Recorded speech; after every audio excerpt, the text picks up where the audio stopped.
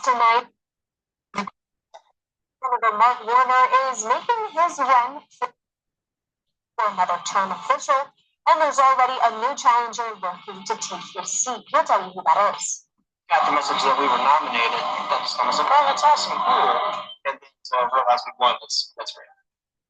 Plus, a signature soup from right here in our own backyard is stirring up national attention, and thanks to one very special girl. We'll show you what makes it so buzzworthy. Really glad that we're doing so well, and I feel like everyone's really showing out. And UVA students are getting ready to hit the road as they lose ahead to the ECC title game. We'll show you the energy that they hope to bring with them this weekend.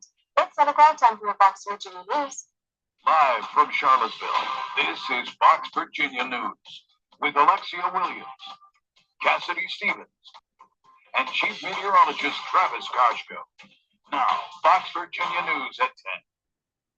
Good evening, and thank you for joining us tonight. I'm Alexia Williams. And I'm Cassidy Stevens. We'll get to those stories in a moment. But first, here's Travis with the FastCast. And now, your CBS 19 Weather Authority forecast from the Bright Star Care Charlottesville Weather Center. A little bit of ice this morning, over a half inch of rain following, though. Nice beneficial one first, most amount of rain we've had in one day in Charlottesville since the 30th of October. We did even end the day with a little bit of sunshine. That rain, long gone, very slow to part the clouds, but I do think the clearing process will continue overnight, and that's going to allow for cold temperatures. 39 degrees, speaking of right now, in Charlottesville and Culpeper, 30 in Madison, 36 is in Louisa, Orange, and Scottsville, and 40 degrees in Lake Monticello and Sandersville. And now the skies are clear. I do think we're going to cool very quickly to the point where a low of 26 degrees tonight in Charlottesville could refreeze some wet surfaces. So while there won't be many, there could be a couple of slick spots for the Wednesday morning commute. The rest of the day in general, cold, high of only 44 degrees, but we will manage a full day of sunshine. How long is it going to stay cold? Will it coming anytime soon? Find out. All right, sounds good, Travis. Thank you. Our top story tonight at 10, Virginia Senator Mark Warner is now officially running for re-election, seeking another term in the U.S. Senate. And now he's facing new competition from the other side of the aisle. Fox Virginia's Mark Gadd has more on Warner's campaign and the new face hoping to unseat him. While Warner launches his bid, two Republicans already lining up to challenge him. State Senator Bryce Reeves, and now Aldous Mina, an economic developer and former Peace Corps volunteer. Both Warner and Mina are zeroing in on Virginia's economy.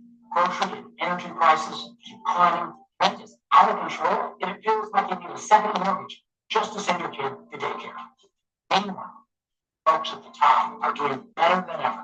In his campaign announcement, Virginia Senator Mark Warner says his next term would focus on continuing his push to lower costs for families and expand health care access. Aldous Mina agrees Virginians aren't feeling enough relief, but says the state needs a new approach to economic development. What I've noticed is that most young folks and most Virginians are looking at their wallet like this, and they're looking at inside of their wallet, and it's empty. There's nothing. Mina, who worked in economic development in Eastern Europe and later in Washington, says Virginia needs to get ahead of new industries and technology. Economic development activities that are going to be basically opening up in the next 10, 20 years from now, using artificial intelligence, blockchain technology, smart things, smart city concepts.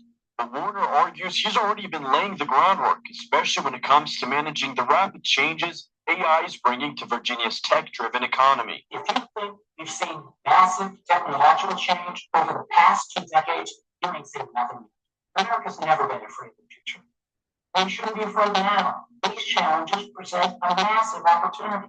Mina ran as an independent in 2020, but says the pandemic made it nearly impossible to connect with voters. He's hoping this time around he'll be able to make his case clearly and directly. My parents came to the country trying to, gain access to opportunities and contribute to the country, and that's what I tend to support, job creation, economic development, capacity building in the Commonwealth, and, basically disrupt the pre-existing condition because it's not working for anybody. Mina says after multiple terms in office, Warner has had his chance. He's ready to offer a different approach.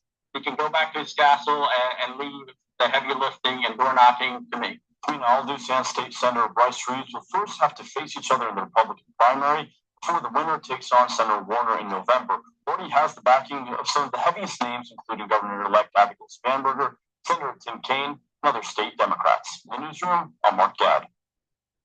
Virginia State Police say that 6 people died in car crashes over the Thanksgiving holiday. They say that's 2 fewer than last year.